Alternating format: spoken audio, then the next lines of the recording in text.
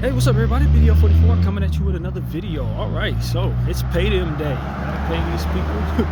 It is time to do that. I feel good, guys. I feel really good. It's been almost a week since I last tapped in on a therapy session, which is extremely abnormal for me. A lot has happened since we last communicated on this front. I have posted content on the Lakers, but I have not done any therapy sessions. It's been probably a full week, and I've been really enjoying myself, kind of doing certain things that only come about when you're just trying to cleanse yourself of different thoughts that may have been stressful, or trying to replenish your energy. I just kind of stepped away from everything and everyone, and spent some time just trying to figure out where I wanted to be mentally, where I wanted to be with, just in the moment that I was in, and kind of letting myself reset a little bit. I got a lot of rest, a lot of stretching, got a lot of art done, just trying to keep my eyes on the things that matter,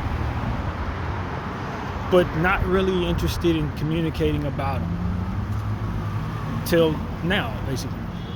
And so as I stay organic to what it is that I do, I understand that I'll always remain motivated because of it. I don't put any pressure on myself. If I want to make 7 videos a day, I make 7 a day. If I want to make 1 a week, I make 1 a week. I reserve the right to do that. But at the same time, I appreciate consistency and what it means to me when my favorite platform continue to give me consistent content every day. And so that's what I try to do. Even when I'm not feeling like it necessarily in one area, I know that when it's Lakers season, all of that is out of the window. It's a strict regimen to try to follow. And if I have time and I'm well enough to do it, I do it. So yeah, man, that was interesting for me, because I was really in that zone where I just didn't really want to do any content. But when the Lakers came around, you best believe I'm up there for 20 minutes. You know what I mean? Talking. And so for me, I just really enjoyed these last week where I didn't put as much pressure on myself to do things, because I was feeling the drag from that process previous weeks, with the intention of getting right back on track. Knowing, okay, you only have this. I'm only giving you 7 days from which to relax. I'm only giving you a few days like this. You don't get to do this very often, but it was one of those things where it's like I found myself still doing some of the same stuff, though. It wasn't like I was in a different world. If anything, I was just handling everything that I was doing without as much pressure on myself to do more, without as much attention paid to trying to meet other things that, trying to answer the phone and stuff like that. I tried to stay in my little bubble this last week, and knowing that stepping out of it is the way to go, and not to stay in it. So yeah, that's really what it's been for me, man. I feel great, absolutely great. I can tell you that my stomach has felt better over the last week than it had previous weeks. That was really a thing in the last room that I had. I had just gotten a hold of some bad meat or something, I don't know, but some of the issues I was having with my gut rivaled some of the worst ones since I've been complaining about this problem. So it felt good to not have that be an issue for the last couple of days. I've been doing more exercise in that area, trying to just trying to take care of myself, as I always do, keeping up the consistency of my nighttime work and daytime work, as I always do. So that's really what it's about for me. I just feel great about really all of the things that I've been able to accomplish in the last 2 years. Consider what it was for me when I first found myself in the situation, the intentions I had to just mind the straight and narrow to the best of my abilities throughout the most stressful of my circumstances. I'm very proud when I look back on the different things that we talked about, the stances I've taken on this channel. But it's never about exalting myself. It's about making me a better person so that I can inspire others from there, to better my own intentions by turning inward and doing things that make me love myself. And so that's really what it's been about. And, you know, I've watched people stronger than me go through things that I don't even know that I can survive. And Gaza, that's what comes to mind. And I'm thinking about them and how some of the people that they've lost recently and the journey that they've been taking on the last 2 years, just how different the world has been for those people versus myself. You know, we talk about living under the same sunshine in life. You know, everybody's under the sun, so to speak. But it don't shine on all of us the same way. And when I think about what the people of Palestine and Congo, and Sudan, and all of these different places that have people who are not afforded rights, who are being persecuted and slaughtered because of their religious or ethnic backgrounds or what have you, I just think about how fortunate I feel to just be able to walk down the street and have these conversations with the ability to just not be arrested on the street right now for saying what I'm saying. You know, people are in rough spots in different countries. A lot of times when you get to the root of why that is, it's because of our country, unfortunately, and our collaborators, that a lot of countries are having struggles. And I know that may sound like a cop-out to those who don't do the homework. But the truth of the matter is you really are going to find a thumb in a lot of the world's problems as it pertains to America. America's thumb is stirring the pot in a lot of the world's problems. That's just something we got to own. It's not something that we can run from as we continue to get to the crux of what it is that this country's been doing. And, you know, you think about the difficult times people are having in those places. And you can't help but wonder what your responsibility and your relationship to their suffering is. What could be your relationship to their solution if you were to care enough to raise awareness for whatever it is that the problems are.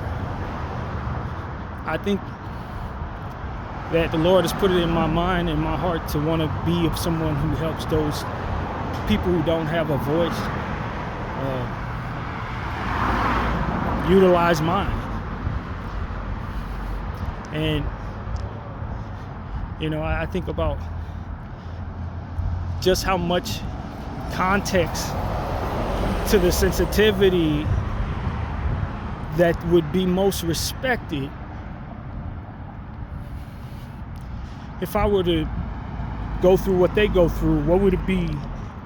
What I would want said about me and my people? What would I want someone who didn't know us, who never met anybody from our clan, so to speak, our religion, our people, who never met any of us? I want them to have good thoughts about this version that they see, this person that's in front of them. I want those who don't know, who've never heard of me, to look at me and say that's someone who represented his kind well.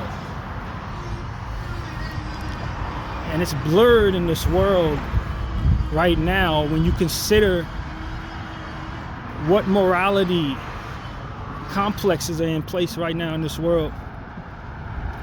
People who are aligning what it means to be right with taking someone's rights away, harming children as a moral right to whatever the hell you, I mean, like, we're in a space where there are people out here who will argue you down that having a problem with what's going on in Gaza is something to be ashamed of, or that you should be complicit with it, or whatever the case may be.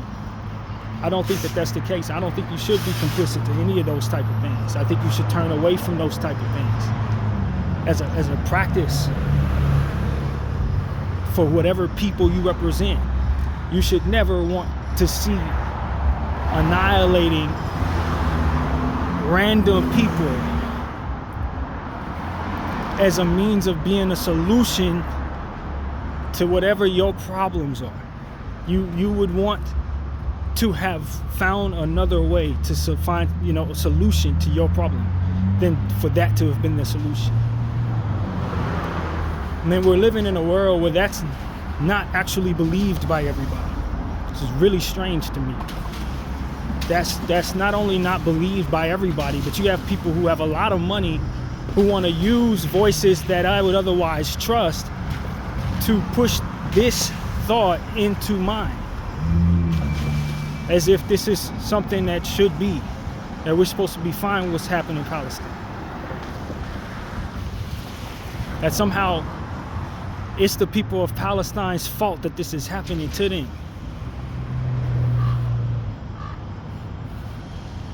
That's what makes this more difficult.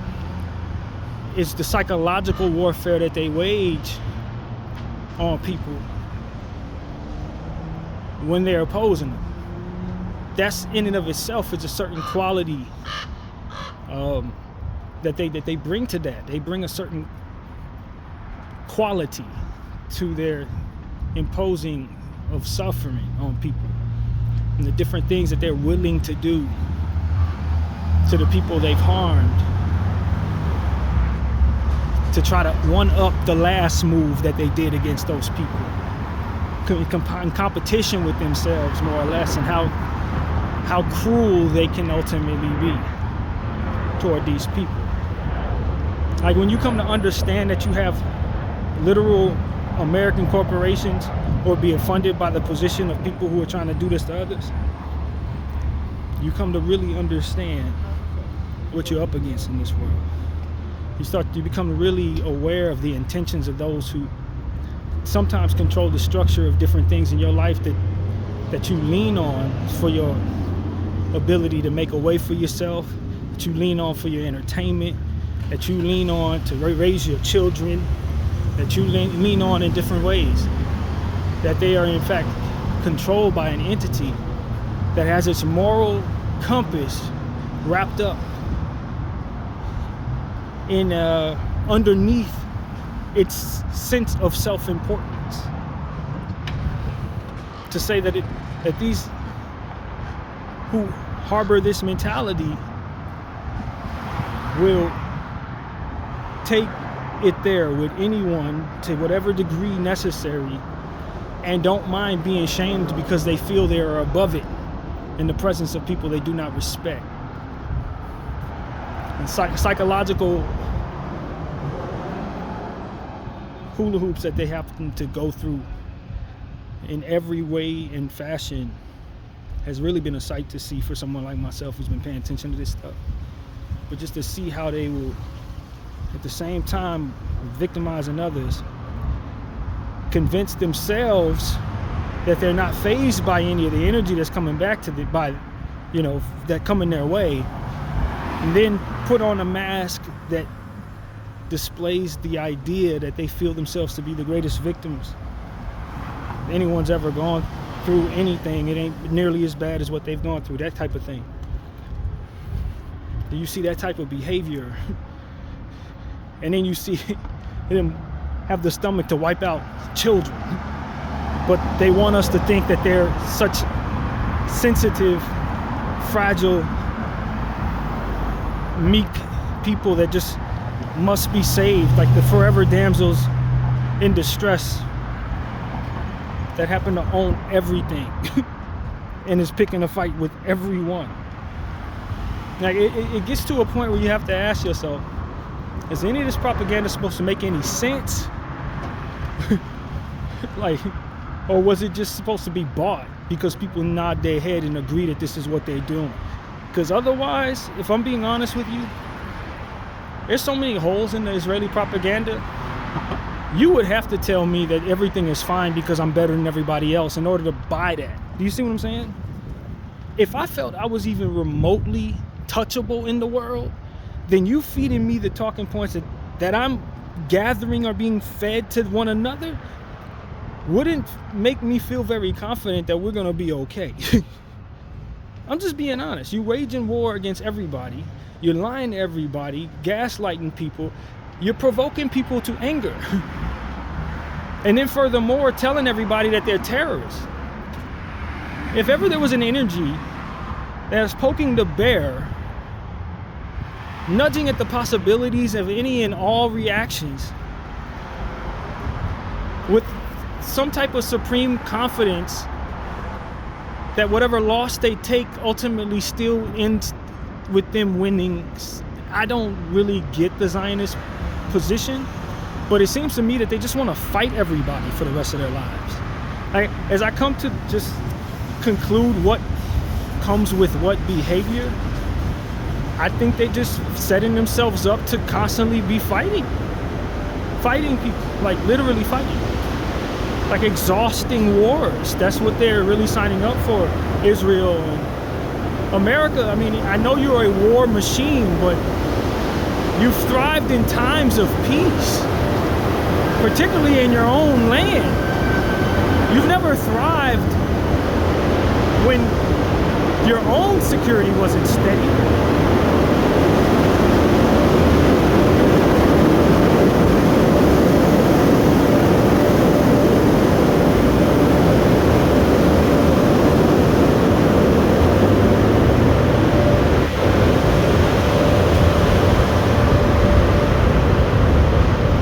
And this is why it becomes really concerning, because what I think a lot of these controllers of governments and this web of controlled governments I don't think they really understand is what they're plucking at is the patience of overall stability.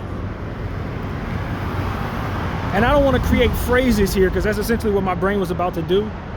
But what they're plucking at is the overall sentiment that people are going to be patient with repeated waves of things that would otherwise be triggering and devastating coming across their feed. Social media in these modern times. I don't think you can keep people's peace if they keep seeing there's be some type of pecking order as it pertains to people based on race and religion. I don't think you can keep I think you will be provoking civil unrest potentially in some volatile and very difficult and expensive to control ways. And I just think that American government is allowing, however Israel is doing so, control over them, that's thus pushing us into spaces where we're going to be wrapped up with them fighting these forever wars that stem from the choices that Israel's making in this era that they're just happen to be in, where they want to take over the world overnight or whatever the hell they're trying to do. Like there's only one way to skin a cat, and that's the most nasty and loud and disgusting and condemnable way possible. I mean, there's some point in time you got to look at those people and say, yo, are you done making this elaborate snuff film so we can get back to business? That's essentially what I think most businessmen are saying to Israel right now. Like, are you guys done with your sacrilegious rituals that you're doing out there? Are y'all done? Have you sacrificed enough of these people yet? Because you've had control over the land for over a year now. Y'all been toying around with these people like they were yarn and you were some cats.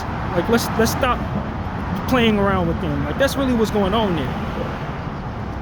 And as it's going on, a businessman is sitting there looking at that situation, trying to figure out when they're going to get done with this so he can get back to the business of making smart, good, PR-friendly moves that don't have him being picketed for aligning with this person who's doing all types of weird stuff right now. And that in and of itself is a battle for Israel to try to win. It's not just the war against public perception. It's not just the war against Hamas or whatever it is you tell yourself, however you phrase it. It's the war against people losing interest in just simply being in the room with you. People wanting you out of all these sporting events. Public pressure to boycott you out of other events.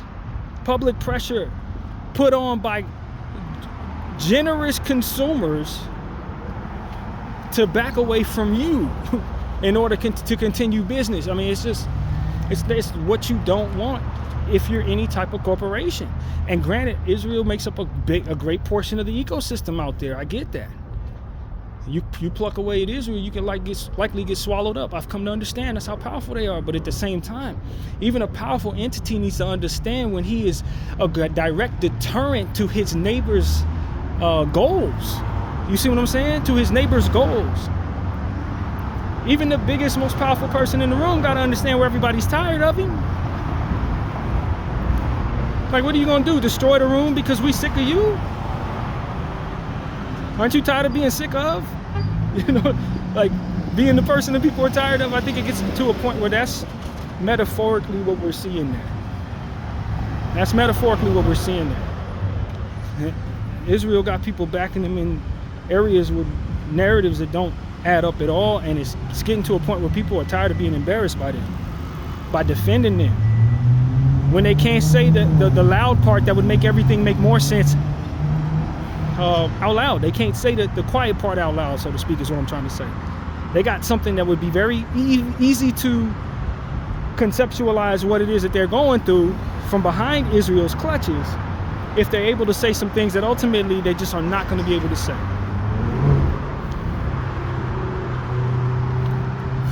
And so what it really comes down to is, I think it's, as I've been saying this on my channel for weeks, for months, almost now for years, it would be wise for those who've huddled up next to Israel to really consider how close they want to be to this entity any longer, because at the end of the day, they have been making it very difficult for those who support them to do so verbally, because they keep going against y'all. When y'all say, see, they're not doing this, they're not doing that, somewhere out of Israel, you're going to hear somebody representing them saying, we definitely did all of that. It's like, yo, you're not easy to defend, friend. Are you not tired of people saying, no, you're not, you're a liar? Because that's what they're going to keep hearing going forward.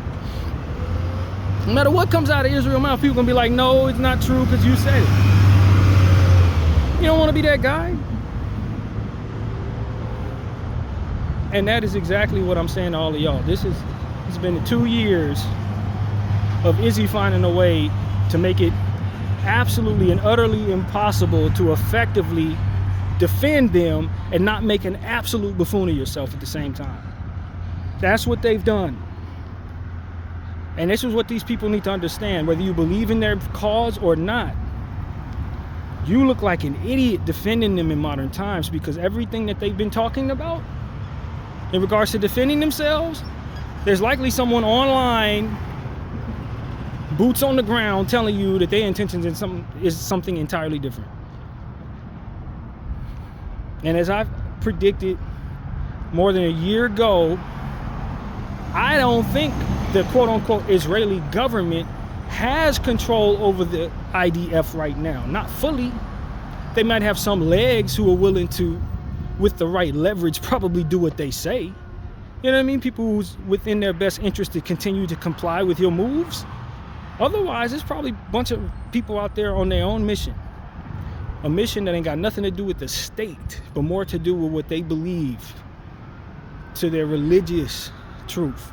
And that's the part that I don't think is given much respect in this conversation. That a lot of the people who are fighting these wars come from very wealthy families.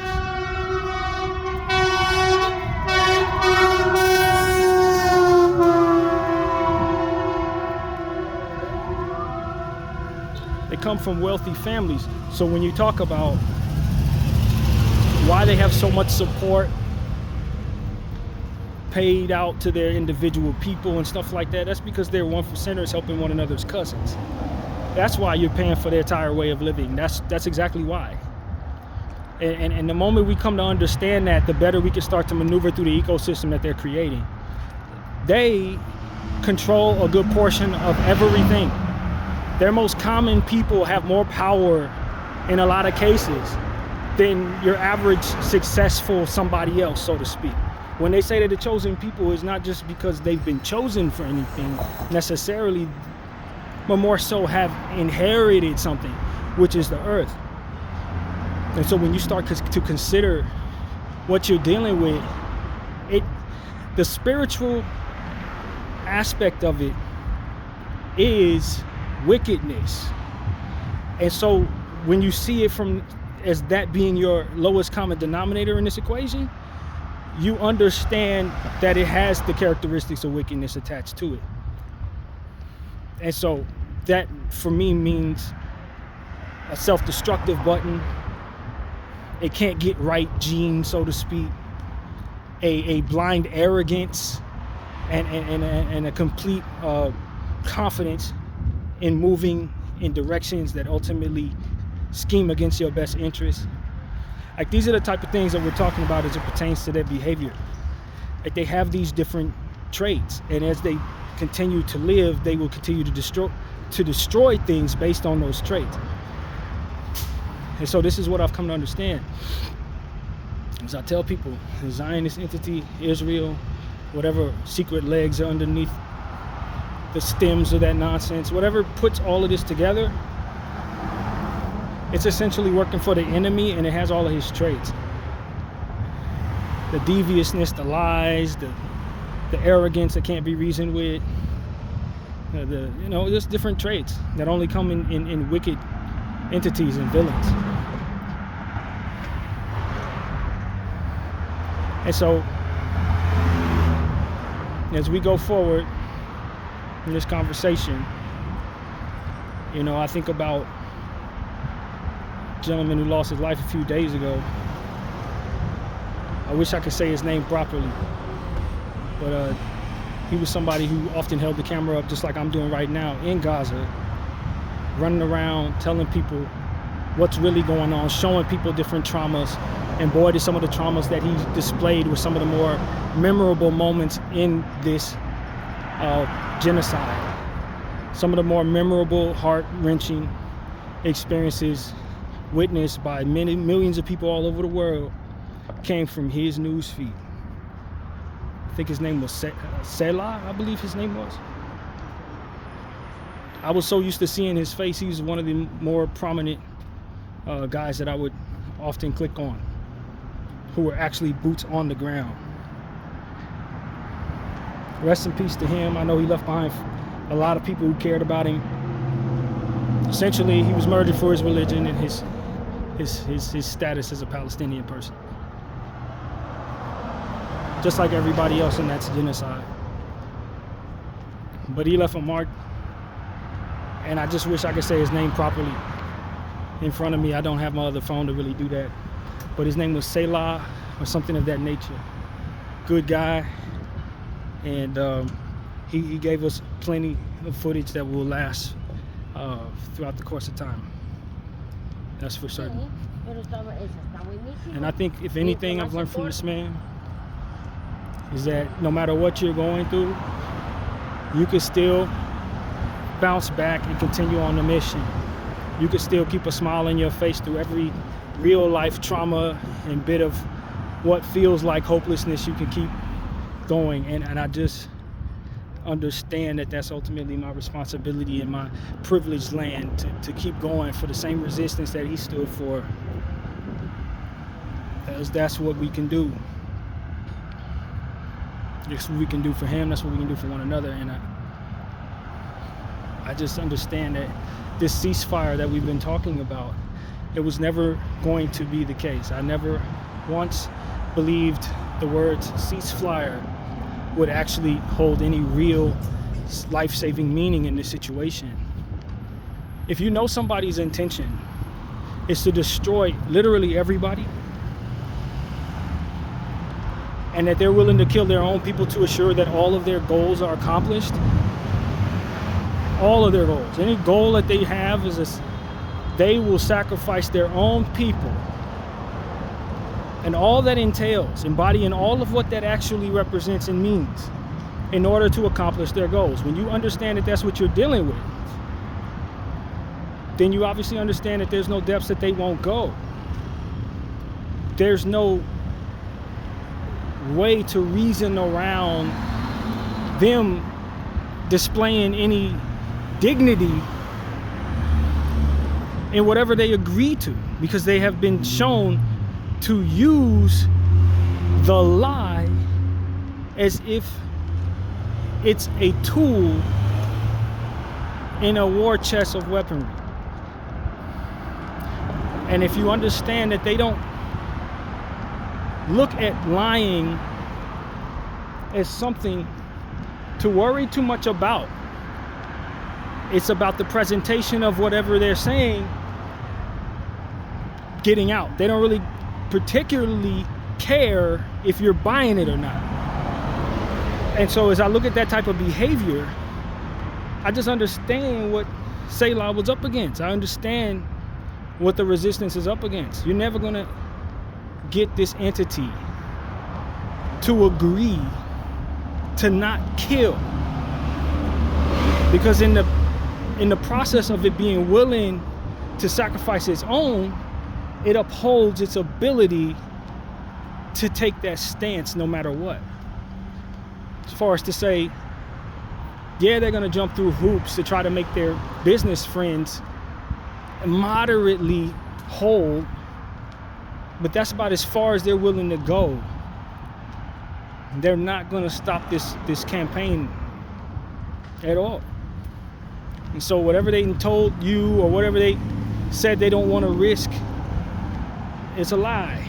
They're willing to risk everything to assure that the goal gets done, and that you understand that is important, so that you're not asking of them anything that they ultimately will not do.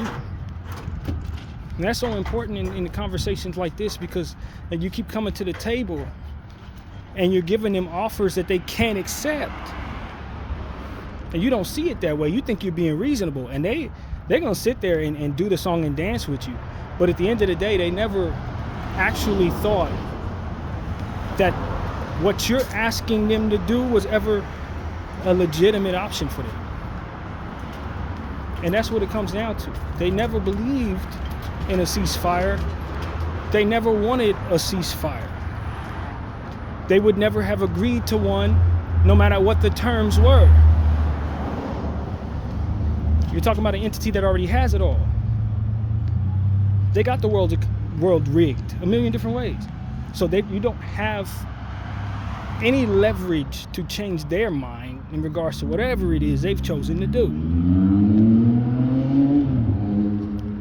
And that's what we understand. This world is not moved by morals, it's moved by leverage.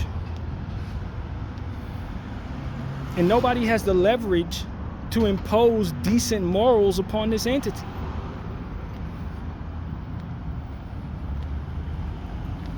But that does not mean that the entity is safe by wielding that wand, so to speak. They're not.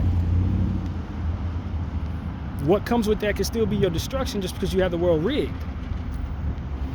Just because people don't like what you've said and they're boycotting you,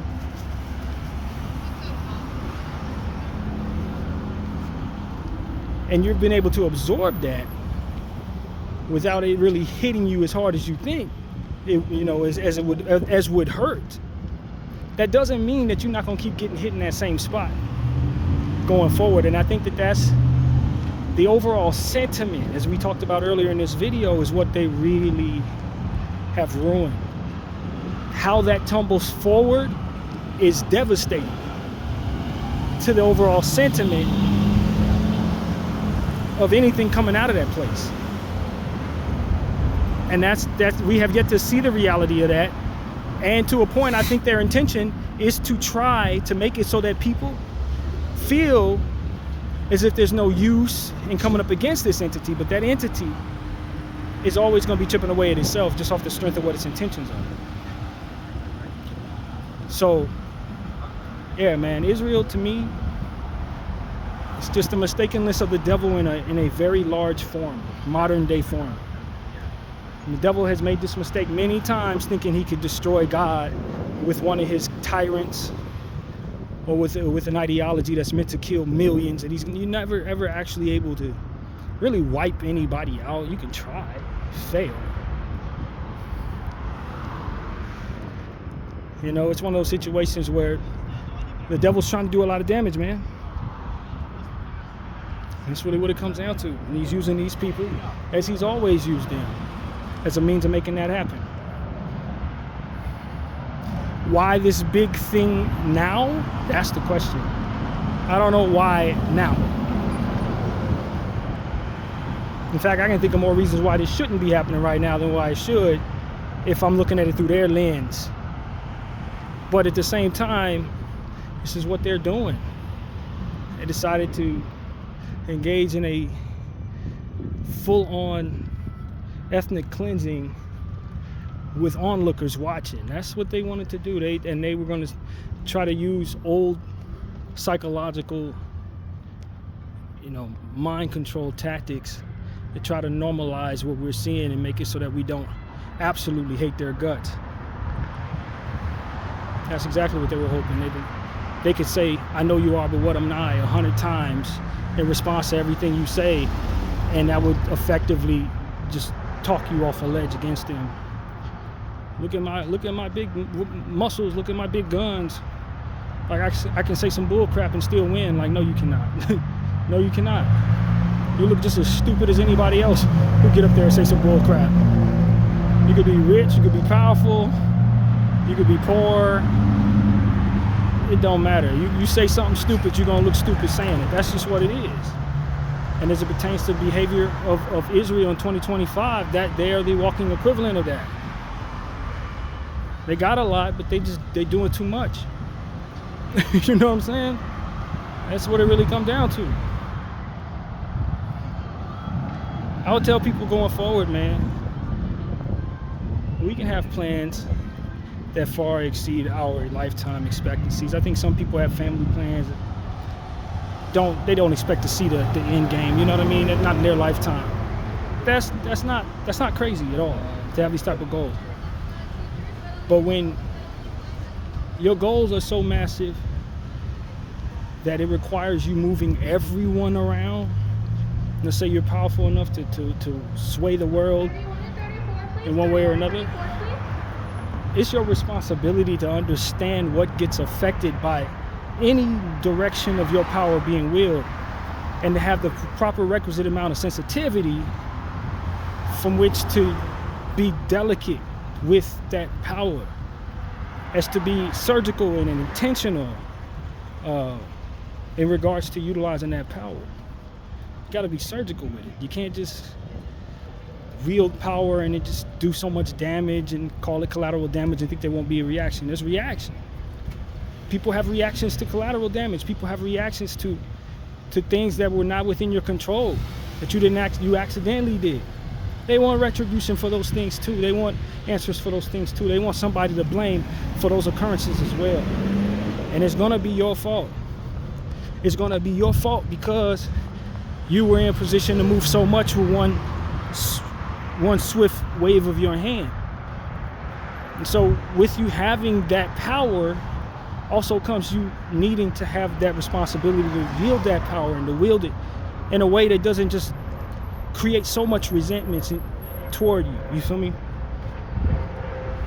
And a lot of people, when they inherit a whole lot of power, they really don't care about that responsibility because they have a lot from which to use. So then they can just get weak, fat and happy, as I like to call it. It then stops becoming about doing things right and just the massive amounts from which you can use to do whatever you want. But you're still in the game. So once you make bad decisions, you're going to lose the game no matter how much you've gained in the game at a given point. So to be wise is to continue to respect wisdom, even when you've reached the winning stages of whatever this game of life is. And you got to heed wisdom. You got to do things the right way. You got to see the fruit in still doing things the right way. Or just as quickly as you've won the game, you can have your winning snatched from you and be taken out of it. And so that's what I understand no matter how powerful the entity, how great the corporation or just singular the person may be, it don't matter. It's still the same thing. It's still the same thing. You gotta respect that doing things the right way will be the only way you get the highest chance at the best results. It ain't perfect. Things don't always go perfect because you've done things the right way, but you're more likely to see things go the right way if you do things the right way. And that's what I say to myself and to anybody else who's listening to me. Do things the right way, and I think more than not, you'll see the results you're hoping to see. If I've learned anything at all in watching Israel make these decisions to annihilate people, and then furthermore use weak gaslighting attempts at trying to make everybody be fine with witnessing it,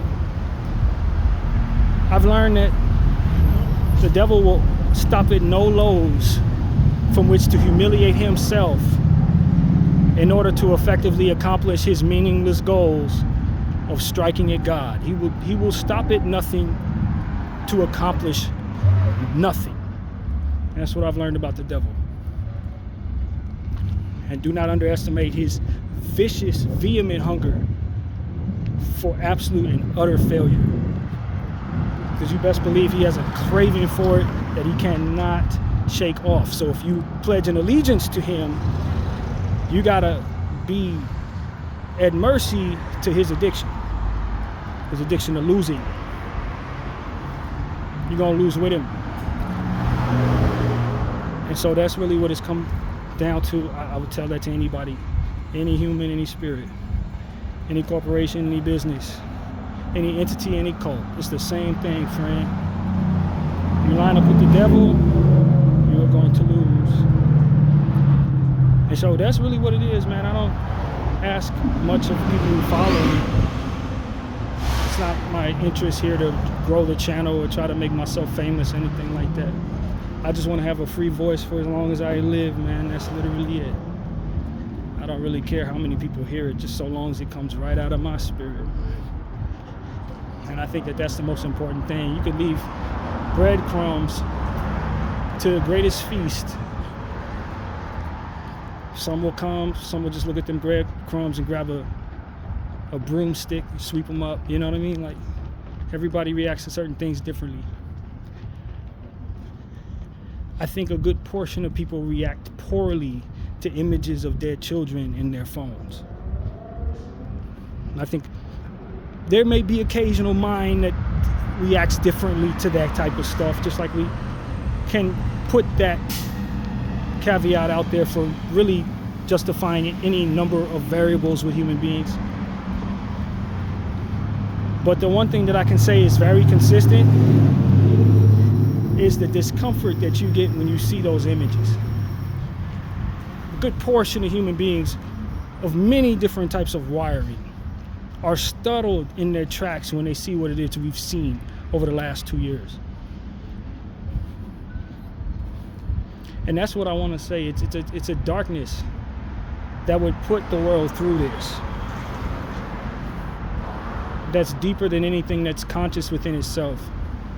All of its intentions, why it thinks it's doing what it's doing, all the different principles that ultimately back it into the choices it makes, or lack thereof, for hell's sake. I think at the end of the day, what you have to understand is that some people are just hell-bent on pleasing the one who controls hell. They are, man. It doesn't matter what you teach them. It doesn't matter what you learn that you can share with them. It doesn't matter what you would think they have learned. They're going to engage in wickedness as they approach whatever problems are in their life. They're just going to do that. And as you come to understand that, you really do understand that you're dealing with good and evil.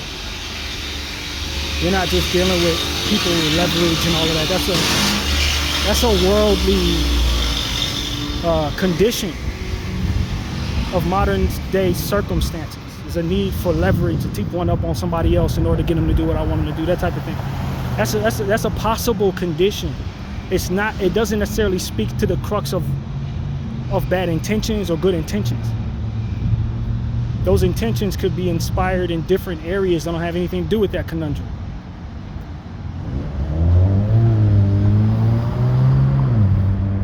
People may just have bad intentions just because they discovered them while they were drinking coffee and just decided they wanted to stay on the course that it provided them. I don't know what motivates people. I really don't. But what I can say is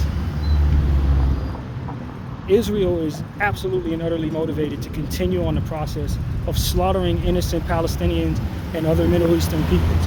That is clear. We see that. That is not hard to tell. I don't care how many negotiations they have, how many people they want to sit down with, pretend to, be embarrassed by these behaviors. I don't care how many people they pay to try to normalize this. It still comes down to the same old song. We saw you kill children. We still have their murdered images in our minds. You cannot dance your way out of this. You ain't gonna be able to PR me around this. You can't boy band dance your way around your reputation, Israel. You've ruined it. And the more that you do this, the more it just speaks to the poor decision making that led to you being this way in the first place. Poor decision making. That's what it really comes down to, is poor decision making. When you first get out of bed and say, I'm better than everybody else and I'm imposing this on the world, you've already made a mistake. That's a mistake before you open the door to leave your house. Before you open the door on your vehicle, you've already made a very serious mistake because you've went out in God's world trying to play God. You should be the closest to God if that's what you're doing. You better be an extension of his intentions, otherwise you're a deterrent to it. And that comes with a reaction from him that you likely not going to be able to survive. If he intends to move you out of the way, that's exactly what he's going to do. Big or small, confident or lacking soul. Either way, if you're going to toy with the Lord, then you can expect it to go one way, and that's against you. Against you.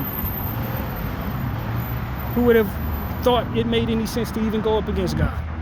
And so I'm telling you, people are toying with that in 2025. Just as people toyed with that leading up to 2025. It feels different right now to me.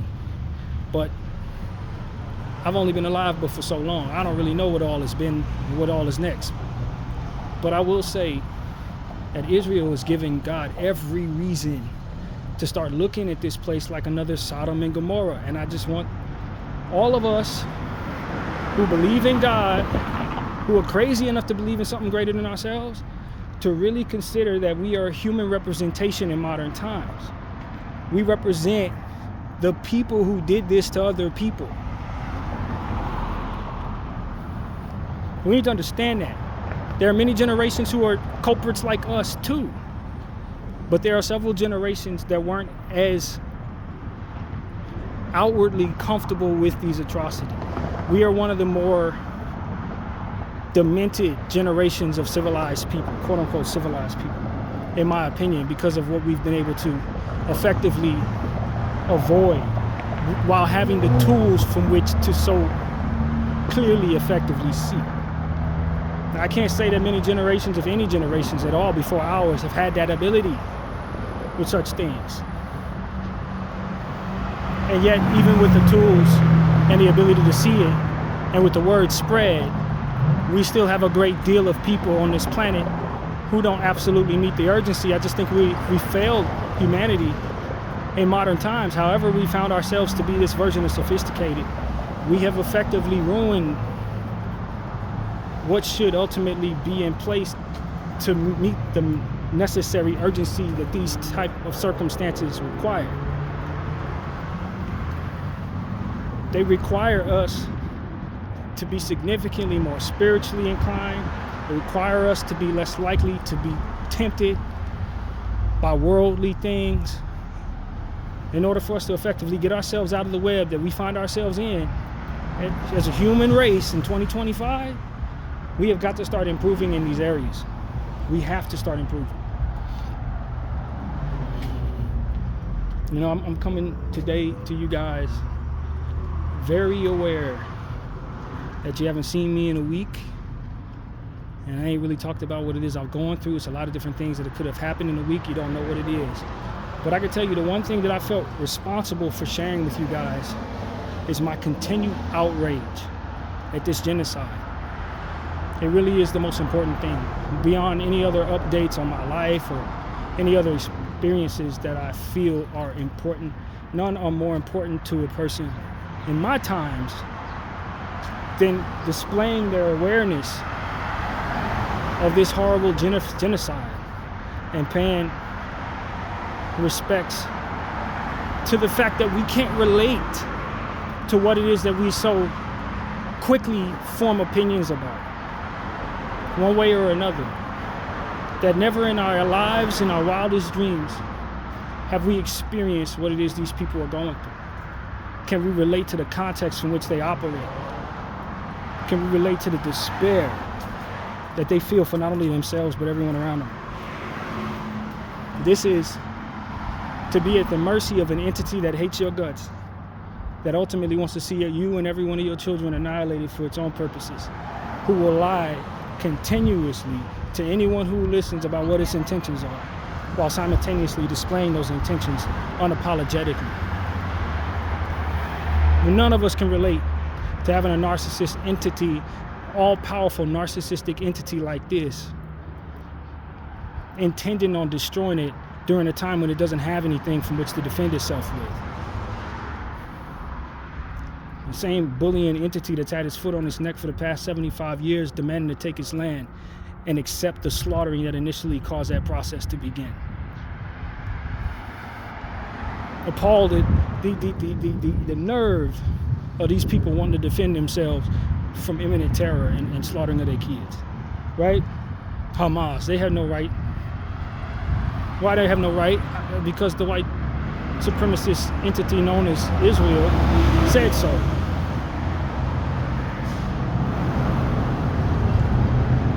I would love to tell you that it's something deeper than that, but nah, not really, not at all. It ain't deeper than that at all. There's no reason that's gonna drive that nail home. There's no logical purpose for any of that actually happening without a lie in place to make it come together.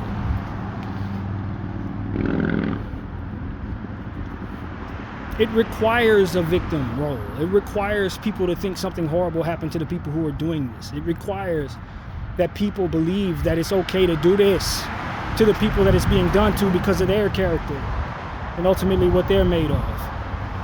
You need that bullcrap stirred up in this nonsense to actually make it so that anyone who's outside of its benefit would root for it.